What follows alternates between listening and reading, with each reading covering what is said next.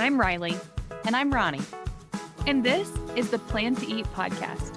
where we have conversations about meal planning, food, and wellness to help you answer the question, what's for dinner?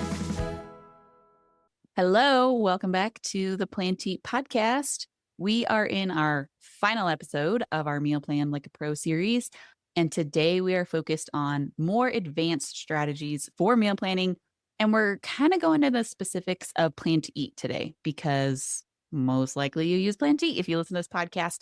And if you're looking for more advanced strategies, we hope you are thinking about features that you could use in Plan to Eat to do it.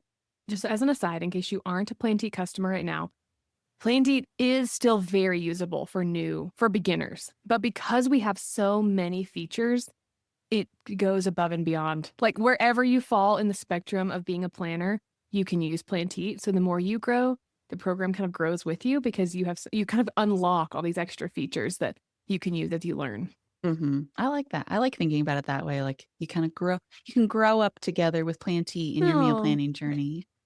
I just wanted to make sure that people listening didn't think that it was just something really advanced. Because Yeah. we've tried to definitely weave in features, but we've also talked very much about meal planning just as a concept and like how you do it and what you do. And I mean, most of what we talked about so far can be done with pen and paper. It is just so much easier with a tool like Plan to Eat. Yeah, 100%. So ultimately, we're hoping that as an advanced meal planner, you become a meal planning strategist. So Riley, talk to us about what that means.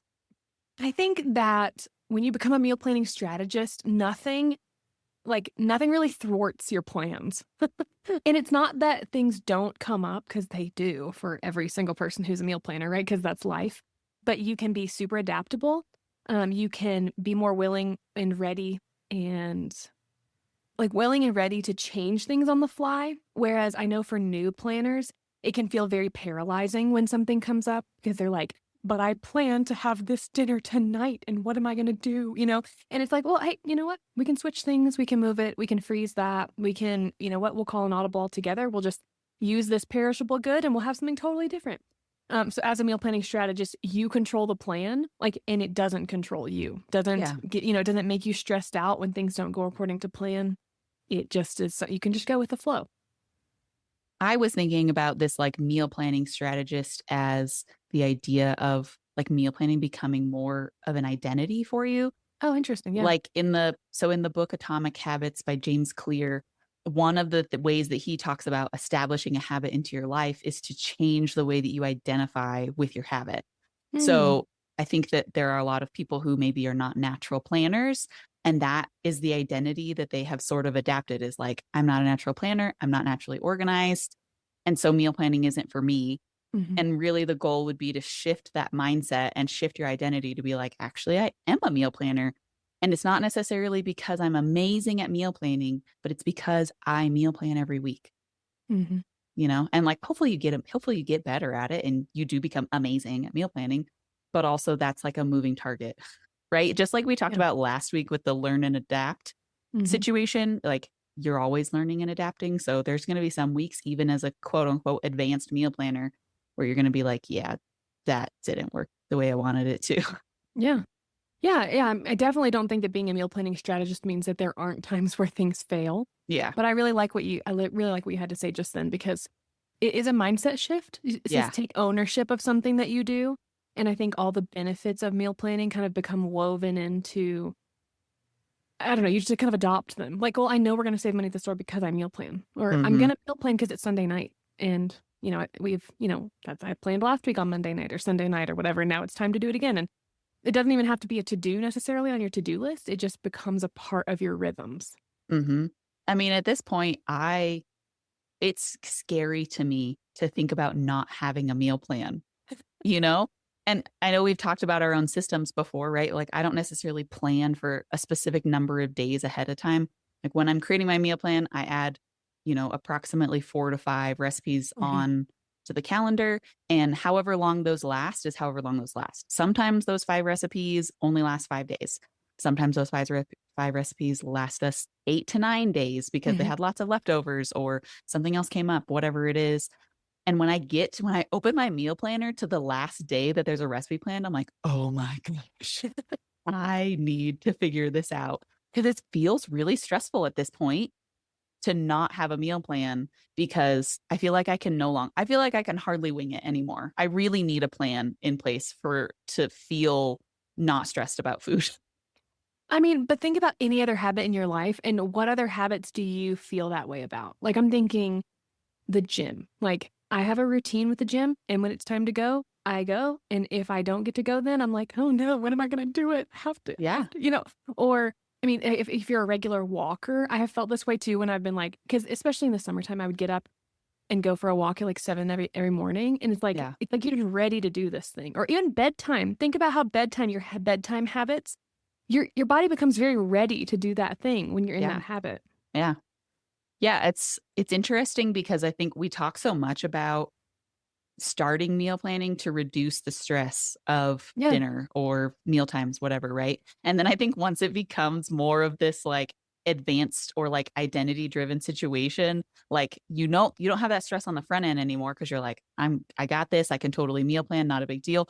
But there is like this little bit of stress that trickles in when you don't have a meal plan and you're like, Yeah. oh, I don't even know what to do. Or like when we go on vacation, I don't necessarily meal plan.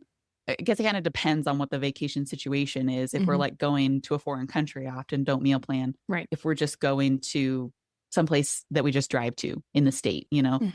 um, I will sometimes plan a recipe or two, but in general, I don't really plan during for vacation, and I don't like that actually. That's actually probably going to be a goal of mine next year is to like try to remember to meal plan for vacations a little bit better Mhm. because once I get on vacation, if we have a night where we're like, well, we don't want to go out to eat or we're tired of spending money, Mhm. I get my mind goes blank as to like what I could possibly go to the grocery store and just pick up really Mhm. quick. And it's like almost always fajitas is the only thing I can think of is like we'll just buy some meat and we'll buy some bell peppers and some onion, some tortillas, we'll make fajitas, it'll be fine. But like you can't eat fajitas 5 nights in a row. Yeah, that's funny. I even had that on my list under being a meal planning strategist, is that it becomes so ingrained in your habits, and it becomes so much a part of you, and you're so good at it that you might even plan on vacation. Yeah. Yeah. And I think that you should. I think I probably should start I like I said, I need to start doing that because otherwise we do just resort to being like, "Well, we don't really know what we're doing. Let's just, like, get some pizza or whatever." Mhm. I've yeah, it's not a great system. I keep thinking about what you said about being stressed when you get to the end of the week and you haven't made your new meal plan.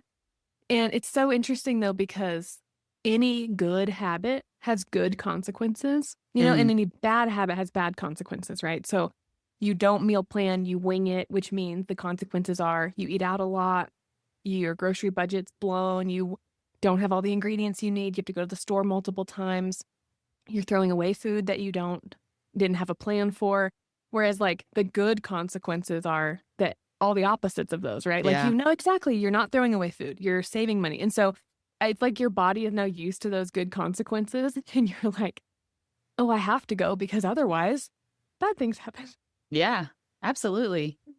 I'm gonna redirect us Yeah. slightly because this is just something that came to mind as we're talking about being a more advanced meal planner and being able to it came to mind when you're talking about adapting and changing things on the fly. So, actually, this week when I was at the grocery store, I had it on my meal plan that I was gonna make, Mississippi pot roast. It's the recipe that you have, it's such a good recipe for Mhm. Mississippi pot roast. And there were 0 roasts at the grocery store. Chuck roast was, like, on sale, and so everybody had gobbled them up. Mhm. And so I was left to either be like, well, I could buy like a really expensive cut of meat and turn it into the pot roast, but that seems silly because I want to eat steak as steak, not as a pot roast. And so instead, I just decided I was like, okay, it's fine. I'm just going to move this recipe to next week. Hopefully, next week when I go to the grocery store, there's going to be pot roast or there's going to be a chuck roast that I can buy. And now I have to figure out a recipe to replace it with. And so I mean, it was awesome to be in the grocery store, and there was a little bit of like, I'm not really sure what I wanna buy." In just a couple minutes, I was able to swap out the recipe and have the new ingredients added to my shopping list, and I don't know, it's just a good example, I think that there's a point in time where I would have just been like, never mind, we're not doing anything for dinner on Tuesday night because there's no chuck roast available. Well, and how often do you change things in the store with a paper list and then you're having to like, oh, what do I need for that? Or even if you pull up a recipe in the middle of a store to Oh, find the yeah. things, so often I skip things or I assume I have it at home and I'm not at home to check and then I don't get the things I need. So just being able to add that new meal to your meal plan, all those ingredients added to your shopping list and you just do it. And Yeah. it's simple. Yeah. I'm thinking of this like you have a paper list and then you also have a recipe pulled up on your phone and you're doing this back and forth between like what's on the paper list, what's on the recipe in my phone, am I in the right aisle? Did I forget the things? Oh, wait, no, I have to go 2 aisles back because we didn't get ground sage or whatever. But like Yeah. it's so much more time consuming. It's Yeah. yeah, I don't like And then that. simultaneously, like, I actually hate having anything in my hands while I'm grocery shopping. Like, Yeah, I don't like the phone or the paper list. Like, I'll just, like, lay it in the cart and then just, like, tap, tap, tap, totally. Yeah. and, and so, like, then you're holding all these things and you're trying to grab things off the shelf and it just becomes an overstimulating experience. Yeah. I think that's a good way to describe it. Let's transition and start talking about meal planning for the long haul. Talk to us about that. Yeah, so I think this is one of the more advanced strategies. In our last couple episodes, we talked about just meal planning for 3 days at a time if meal planning feels really overwhelming to you, and then getting to the point where you're planning for this like 7 to 10 days at a time. But I think a advanced meal planning strategy is actually meal planning for the entire month. Now, this is not something that Riley and I actively do, so we're really just speaking based off of what we know from customer experiences and people that we've talked to. But this is like a really popular way, I think, for people to meal plan, particularly if you're somebody who doesn't actually like meal planning that much. I feel like you might as well just meal plan for an entire month and kind of like get it out of the way. And then just like check in weekly with your meal plan to be like, are these still the recipes that we want to have? Do I want to switch anything around? So when I talked to Rebecca Zip on the podcast, she is somebody who has used Planteat for a really long time, and she meal plans in a monthly meal planning style. And so she does exactly this. She meal plans for the entire month ahead, and every week she just does a check-in. She does a check-in with her meal plan. She does a check-in with her family to make sure that the things that are on her meal plan for that specific week are actually like work with their schedule, work with what they're in the mood for, like maybe the weather has suddenly turned either much warmer or much colder and they want to switch things up. And I think that that's a really good tactic to have if you're trying to meal plan for an entire month, is not like you meal plan for the month and you set it and forget it. Yeah. Like I think if you meal plan for the month, you do need to be checking in and making sure like, oh, we didn't use up all of our avocados, but we have a recipe that calls for guacamole this week. Making sure that you don't need to do any of these like last minute things, or we now have a school recital on Thursday night and I cannot make this fancy recipe that was going to take me 2 hours to cook. I mean, I remember who we interviewed. You'll probably have to remind me right now, but she meal plans for the whole month out of necessity because of when they got paid. Do you remember Oh, that this? was Amy Lee. Amy Lee, yeah. So Mhm. she would meal plan once a month because their budget only allowed for one grocery trip. Yeah. And I've just been mulling this over. Like, it is such a luxury to be able to go to the grocery store once a week. It's a luxury to have random things in your cart that you weren't planning to buy, Yeah. and so meal planning for a month can really come out of necessity. But I feel like those are the people who are incredibly good at meal planning Yeah. because it is a necessity. They absolutely have to be good at meal planning because they have to stretch their entire budget for an entire month, or it's just simpler. I do think there's a lot more benefits to meal planning for an entire month than just being incredibly good at meal planning. There's some other little pieces of this that kind of play in here, but I think I personally would find it very challenging. I've been trying to extend my meal plan out to 10 days. And so I'm spending a little bit more on a grocery trip, but we're going a little bit longer. And even that adjustment has been a little bit hard for me. But going for a whole month, I think, would be a really good trial. I think I should try this and do a little test and see how it goes for me. Yeah, I would like to try it too, actually, because I do think that there's an element of it where I talked about feeling stressed when the meal plan like Yeah. runs out. And so it's like, oh, if I look at my meal plan and I have recipes planned for the whole rest of the month, like voila, no more stress about the meal plan running out. Yeah. I think the thing that would get me is like just fruits and vegetables, fresh fruits and vegetables that I would Right. want to add in. And obviously, meal planning for a whole month doesn't mean you're only making one grocery trip. It did for Right. Amy Lee, but it doesn't necessarily mean that for everyone. Yeah. But one way to like navigate that would be to have like two different stores in your planned to eat shopping list, one that's for perishable and one for non-perishable. And then once you've created your monthly plan, you store items. And in that way, if you're halfway through the month and you don't have those avocados that you needed, like you mentioned earlier, you can make the trip for those, like that next batch of things. But the non-perishables you can literally buy up front. Yeah. Yeah. I think generally that's what we recommend to people is like you buy all of your non-perishables in one go. And then when you do this kind of like weekly check-in, or maybe it's every day, every 10-day Mhm. check-in for your meal plan, that's maybe when you would go to the grocery store another time to buy, all of this super perishable things, lettuce and cilantro and your avocados and berries and things like that. And in Plan to Eat, so like the way that I would recommend doing this in Plan to Eat is when you're doing your big bulk monthly shopping trip, you just update the date range on your shopping list for the entire month. So that way you're seeing all of your non-perishables for the entire month. And then when it comes to your week to week shopping, just update the date range to the week or 10 days that you're shopping for those perishable items. And it's just going to populate those things only that you need for those recipes for the next 7 to 10 days or whatever. Yeah, that's perfect. Perfect way to do that. Another advanced meal planning strategy is to do a batch cook and freeze schedule. Now, this could look like you set one day aside every month and you do lots of batch cooking and then freeze a bunch of recipes. You could even join a freezer meal club. I think that was also an idea we learned from Amy Mhm. Lee. Or like Riley has talked about multiple times, this idea of just when you're cooking on any night of the week, you could just make a double batch and then put the extra in the freezer so that you have some frozen recipes for on hand for later. I mean, I've said this on the podcast so many times, so obviously I love this one, but this is the best way. I mean, I've done freezer meals like where I have set out to make 12 and I make 12 and then I put them all in the freezer. But like for the rhythm of my life, like that's usually more for like a big event, like I'm about to have a kid or my husband's about to have surgery or something along those lines.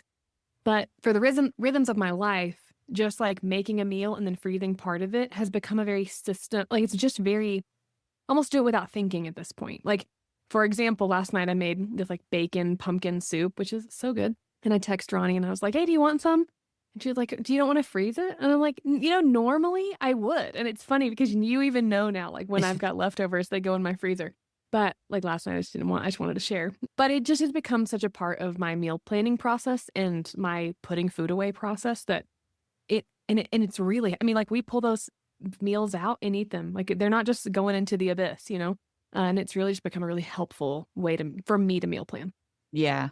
I think that this is an area that I could probably improve on because generally, if we have leftovers from a recipe or I cook a recipe and purposefully make a double batch, it's because we want leftovers. Yeah. And we've talked a lot before about how like your husband is not necessarily a leftovers person. So you are the only one in your house who really ends up eating a lot of the leftovers. But both me and my husband like leftovers quite a bit. And I really like it when there's 1 or 2 nights of the week where I don't have to cook. It's literally just putting things in the microwave to reheat them. And that's really nice. So this is an area that I don't do much of the batch cooking and freezing. And I actually have found that when I do batch cook and freeze, I forget about those freezer recipes.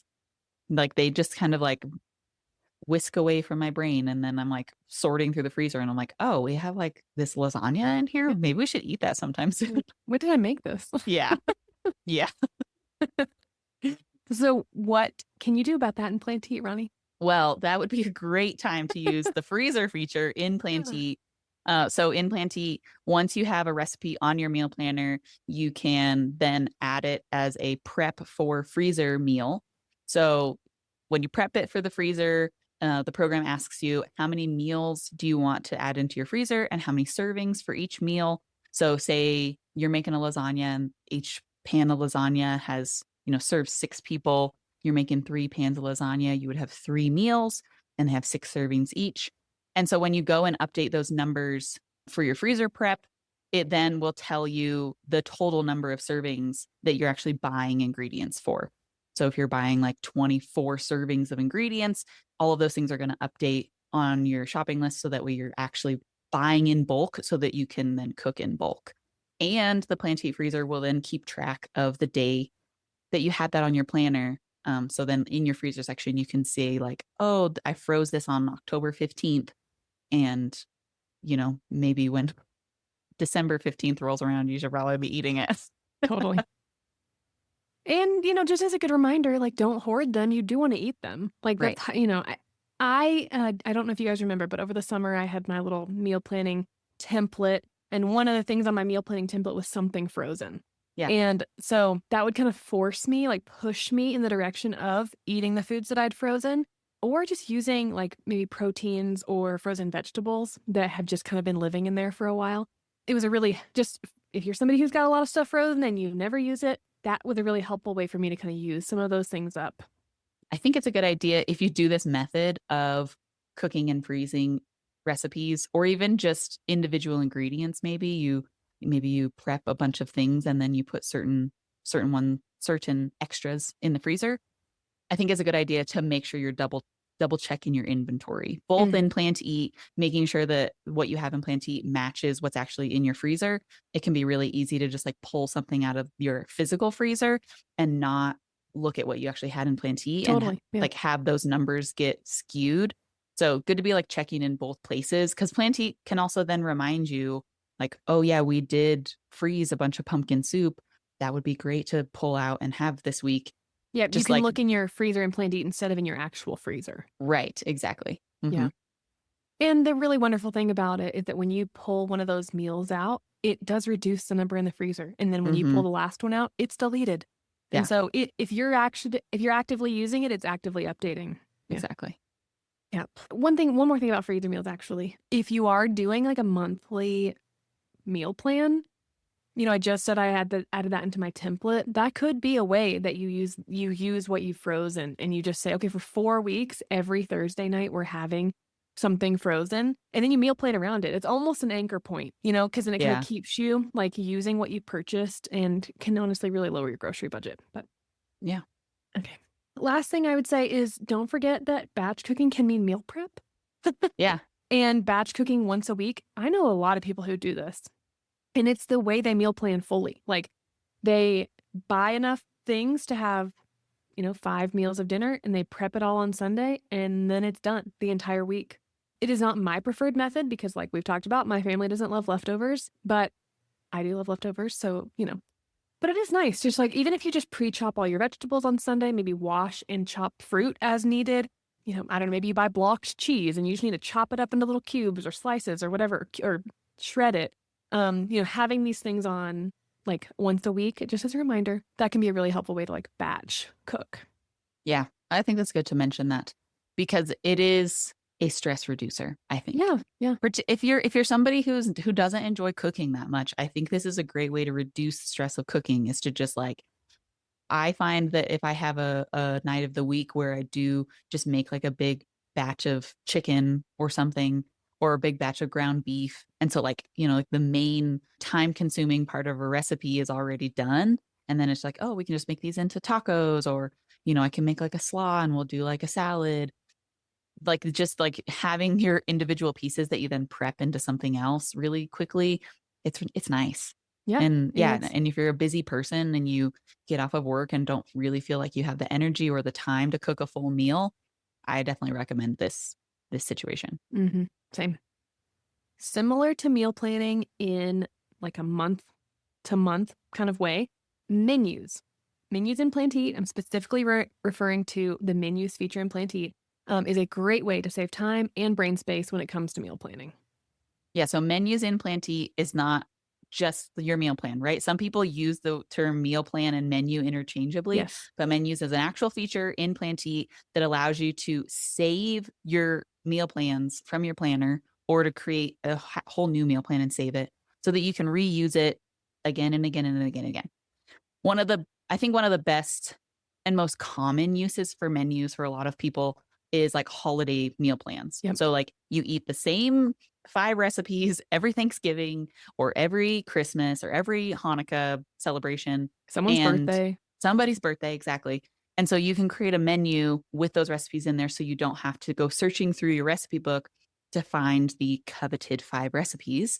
They just all can live in a menu. You can really easily drag and drop it onto your planner and then have your meal plan made for you.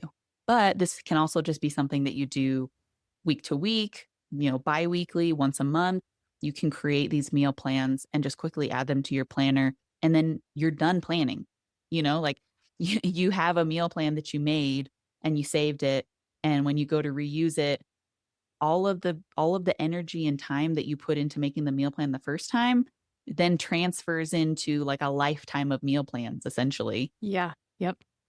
There's 2 ways to do this. One, you can create a menu just from scratch inside of the menu editor. Like, open it up, make a meal plan for 1 week, 4 days, 65 days, like whatever you want to do, and save it. And you can name them things. Alternately, if you have, when you have those weeks of meal planning, you're like, that was a banger. We loved it. Like, Mhm. everybody loved everything. And it, whatever, it froze well, it reheated well, everybody ate everything. We loved it. Save it. Save it as save it. Name it family favorites. So you can kind of do this as you're going along. And then suddenly you've got 6 or 7 or 8 menus, or you can go in and make all of them from scratch as you want. So I just think it's super helpful because you can build it as you go. And then you're just like doing 2 things at once, killing 2 birds with 1 stone. Absolutely. Yeah. And I think that's why I kind of consider menus to be more of an advanced meal planning tactic is because you don't want to just save any old meal plan, I don't feel like. Yeah, If yeah, you're like, well, this meal plan was only 50% successful, I don't think you save that meal plan. I think you save the one that's a banger. You save the one that everybody loved all the recipes and the week flowed really well. I think those are the types of meal plans to save. And so if you're new to meal planning and you are still in the really hard learn and adapt cycle, I'm not sure that menus are great for you unless you know that you have 4 or 5 family favorite recipes that everybody is always going to eat and they're, really simple. Maybe they're your recipes that you can make on autopilot. And so then you create that one meal plan and you save it and you're just like, this is our autopilot, super yeah, easy family yeah, favorite. It's our fallback on menu when I am feeling like I have no idea what I'm doing. yeah. Yeah, and if you are somebody who's sitting here thinking like, "Oh man, that does sound pretty advanced," you can also there is no time limit to the meal plans you've made in the past. So you can go Yeah. in the past and save what you've already done as menus. So, I mean, it's kind of one of those like never-ending features. And there's Yeah. no limit. You can't. Yeah. If you've been using Plenty since 2018, you can go back to Yeah. 2018 and save some of those meal plans if you really want to. Yeah. It's really cool. Yeah, I mean, this is my argument to people who say that, they have to meal plan over and like adulthood is just meal planning over and over and over until you die. Well, you've already done it. Like, why do it again if you've already done it? You don't need to Um, reinvent the wheel. you don't have to reinvent the wheel. Use a digital meal planning tool like Plan to Eat, and all you have to do is either drag and drop your meal plan from 6 months ago to today, or save it as a menu. Literally drag it onto next week's meal plan, and it's done. Yeah. Shopping list is made, meal plan is made. Boom, you're done. Yep.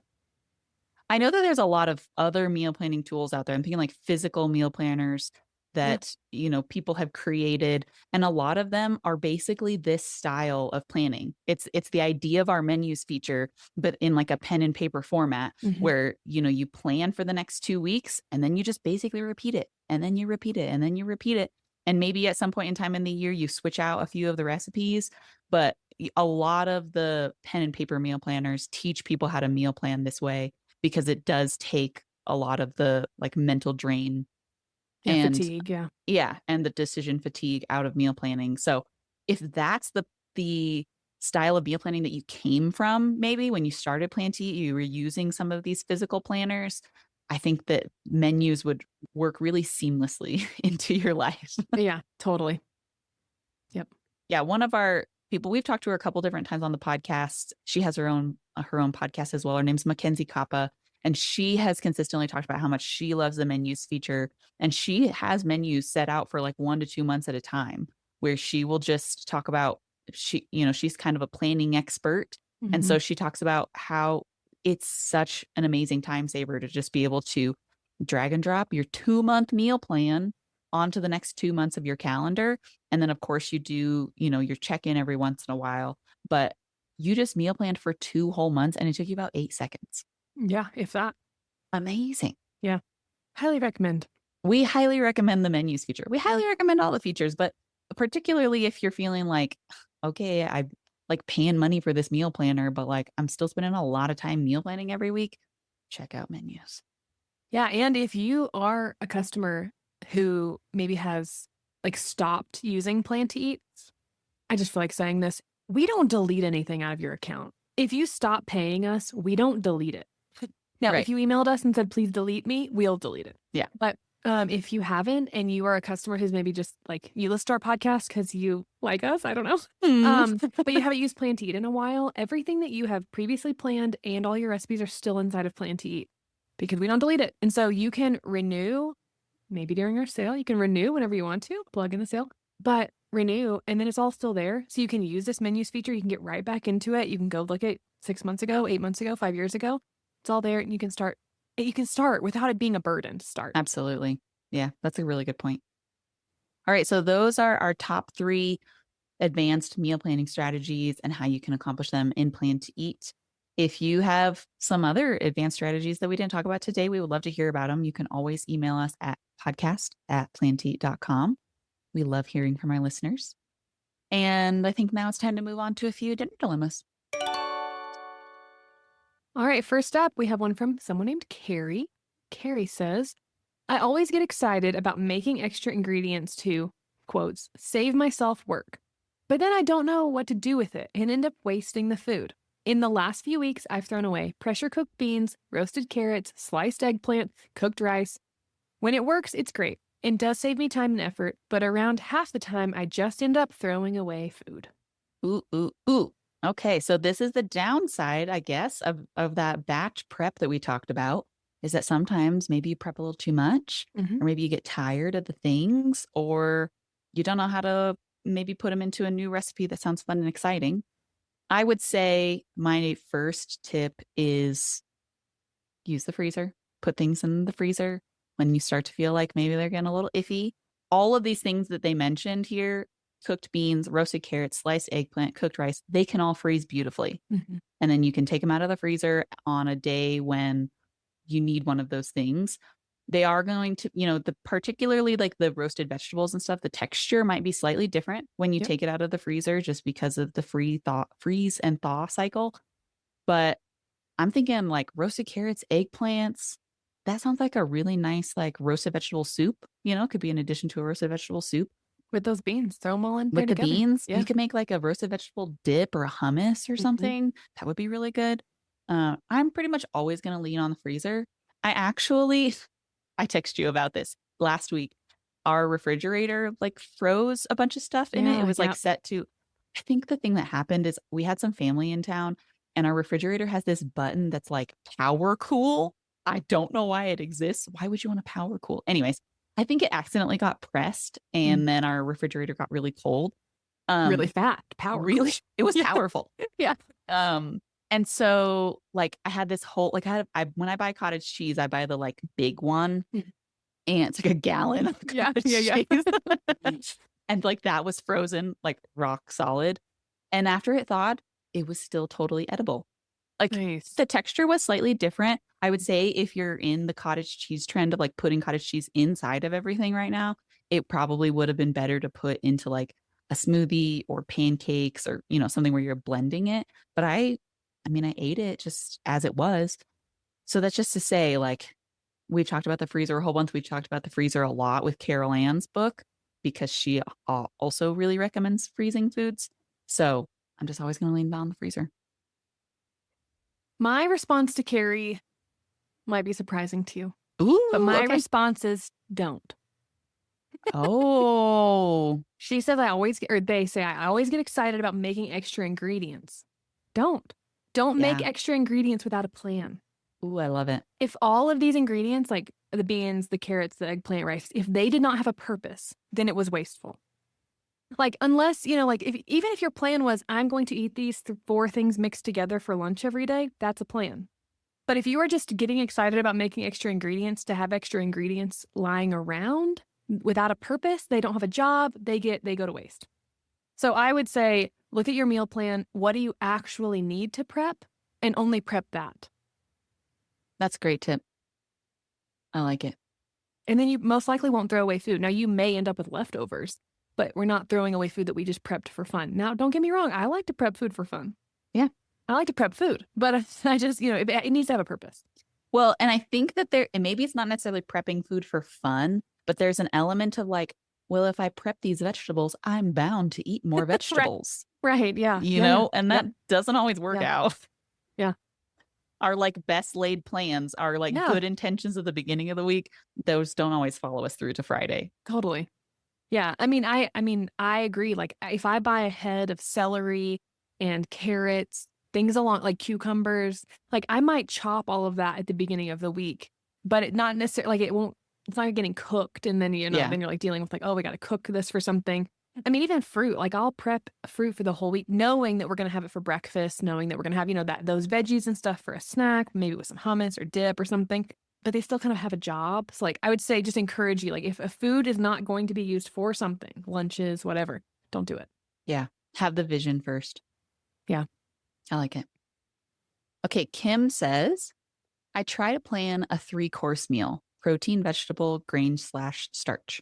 What's the best way to put it on the plan? 3 separate meals, or on my spaghetti, do I add salad and French bread? So this is like a tactical plan to eat. I think this is a Mm-hmm. tactical inside plan to eat. Yeah. Yeah. I think we talked about menus. And I think that one of the ways that we tell customers to do this type of a situation is to create a menu. Because while we talked about creating menus for 1 week, 2 weeks, 1 month, 2 months, you can also create a menu for just a single mealtime. And Mm-hmm. so you can put all 3 of those recipes into one mealtime. You can put your spaghetti and salad and French bread recipes all together. And then when you want to plan that, you can just drag that one menu on and all 3 recipes are included in it. You also have the option of adding a recipe inside another recipe. We don't have a way of like linking recipes so that way they're always planned with each other, but you can create a new header in your recipe, like in your ingredients. So it's like you have spaghetti and then you could put like your salad ingredients below it, but you could have like your header of salad so you know which ones were specifically for salad.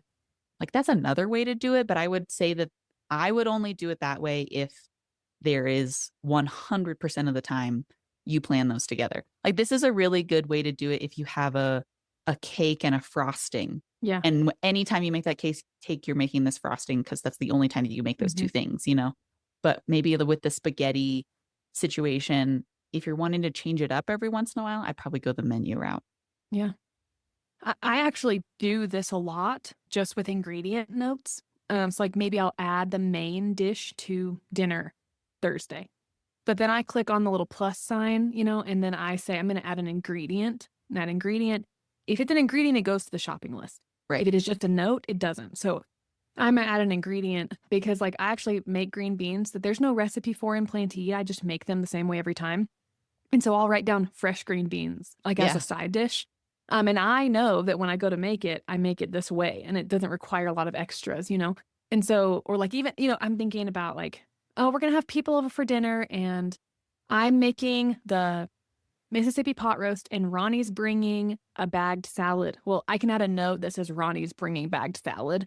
Yeah. This allows you to kind of like make a meal more robust without adding these things, but they have different purposes, right? It's like the note would be Ronnie's bringing this. The ingredient's going to go to my shopping list that lets me know I need to buy it. I think menus is a great tool for this, but like Ronnie said, unless you're doing it every single time, you might want a little bit more flexibility. So I would just either drag every recipe to dinner on Thursday or use the ingredient notes, ingredient box, ingredients for those extras and things you want to add. Yeah. This is not 100% related to this. However, Go ahead.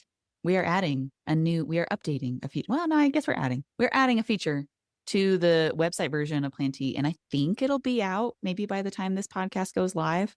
If not, very soon after this podcast goes live, which is a search bar on the planner. So you can search for a recipe and see when you planned it last. You can see all of the times when you planned it. So if you've used Plantee for 10 years, it's going to show you all 10 years of when you planned this spaghetti recipe. Wow. And you can click on the different days. You can see what side dishes you planned it with. And it's a commonly requested feature to have a search bar on the planner specifically for side dishes and being like, I made this chicken parmesan, and I know that we had a really good dish with it last time, but I don't, was it green beans? Was it broccoli? I don't even remember. So now you have the option to search so that you can easily find these things. Cool. That's Yeah. exciting. Thanks for Hmm. the update. Next up, we have a dinner dilemma from Becky. And they say, I work my day job from 9 to 4 when my 3 kids are in school. And then my second shift of parenting, driving, that's so relatable, starts. I have 30 minutes max to cook dinner and I don't have great cooking skills. What are your suggestions for me? Thanks. Ooh. Well, I know that we say this like every time that somebody asks for recipe I know, suggestions, I but I'm like, know. get on Instagram, get on Google, find creators who create recipes that are low skill, low time. Yeah, I'm the amount of Instagram accounts that I can think of that are like, I went to Trader Joe's and I bought these 4 ingredients and it took me 14 minutes to make Yeah. dinner. Like, there's so many of those. I would say crock pots. Like, she's working her day job from 9 to 4. I don't know what time her kids go to school, but putting something in the crock pot. If you can get a crock pot that has a timer that won't start. Like, if I'm thinking if there's this lasagna soup recipe, we've talked about this, right? Hmm. And you said when you made it, it only took like 2 hours or something. Yeah. Not And long. It's not, yeah, it's not an all day. yeah. And so that would be like one of those things where it's like, well, I'd really like to make this, but we don't have the 2 hours or I don't have time to make it. But you could put all the ingredients in your crock pot and then say start at 2, something along those lines. And then it's going to auto start for you. They have, really fancy crock pots now. So crock pot, sheet pan meals, don't have great cooking skills. I would say lean into those things with a lot of those like pre-made help items, like Hmm. going to Trader Joe. I mean, you might not have a Trader Joe's, but your regular grocery store will have things along the same lines. You're going to get a ravioli that's filled with this, and you're going to get a pasta sauce that's this, and maybe you buy a rotisserie chicken, and suddenly you have chicken ravioli and Parmesan. I don't know, whatever. But just like leaning in a little bit to some of these pre-made things, maybe steamer veggie bags. So you're not doing any of the chopping. You're just throwing it in the microwave, which, I mean, I don't always recommend. But look, if we're running out of time, that's still a vegetable. So doing some of those things, I would say, just like leaning in a bit in this busy season to how can I make the healthiest meal with the littlest bit of time and the most help from the grocery store, and go for it. Yeah. My suggestion was also going to be this like semi homemade situation, because I think that that's the thing that doesn't require as many cooking skills Yeah. is to do semi homemade things, but it's still a homemade meal. Like, Yeah. I mean, we're kids from the 90s. I grew up on Hamburger Helper, Yeah. and my mom is a good cook, but there was just a lot of times where she's like, look, I do not have the time and energy to make like a full homemade meal. We're having Hamburger Helper, you know? Yeah. I mean, this is another place where those weekend meal prep things would be super helpful. I know Yeah. we literally just told Carrie, don't make the extra ingredients. But if you do have a plan for those ingredients, or maybe you have a whole Saturday, maybe Saturday you make breakfast sandwiches or you make lasagnas or enchilada, those things that can go in the Hmm. freezer. And then all you have to do is put it out on the counter while you're at work. And then when you get home, throw it in the oven. It'll be Yeah. thawed. You're ready to go. Yeah, and I know that we answered a dinner dilemma quite a while ago where part of their problem was is they needed like on the go foods, Yeah. Yeah. Yeah. right? And so it's like you could think about that as well as like, do you need to have like burritos? Do you need to have sandwiches? Right? Because you're then your second shift is a part driver, Yeah. do you need to like, do your kids need to have food that's like a little more on the go? And a lot of those things are really easy to prep. My brain's escaping me, but who is the lady who made everything into a Hot Pocket? Oh, that was not somebody we interviewed. That was just from our customer meal planning tips. I can't remember what her name Oh, was either, but yeah. yeah. Okay, this customer, everything she had left over, everything would go into a Hot Pocket. Yeah. We're talking mac and cheese, pot roast, curry, green beans, like Yeah. everything went into a Hot Pocket. But I mean, if you are on the go, sometimes you got to have some handheld food. Yeah. And you could buy a pre-made dough. I know that customer Yeah. made her own dough. She Yeah. also said she was like, you could do a pizza dough, you could do a bun dough, you could do a Yeah. pastry. Like she was clearly like skilled in the dough making realm, but you could Mhm. also buy pre-made dough. Like there's like frozen dough in the frozen food Yeah, there section, is. Yeah. and you could make your own that way. Mhm. Yeah. I mean, just because you don't have great cooking skills doesn't, like, I would not like, yeah, don't like define yourself that way. Like you can still Yeah. make really great meals with some help and you're still cooking at home. So I would say if there's one skill that you would learn, it's just like learn how to season your food well. Yeah, that's a great Because I suggestion. think it doesn't matter whether it's pre-made or homemade. If you can season your food well, it's going to taste good. Yeah, great point. All right, that wraps us up for this week. We will be back with you in 2 weeks. And in the meantime, if you found this or any other episode helpful, we would love it if you would share it with a friend or a family member, get the word out about the podcast. Or if you just like me and Riley and you want to support us, you could share a podcast with a friend. Here for it. Thanks again for listening, and we will talk to you soon.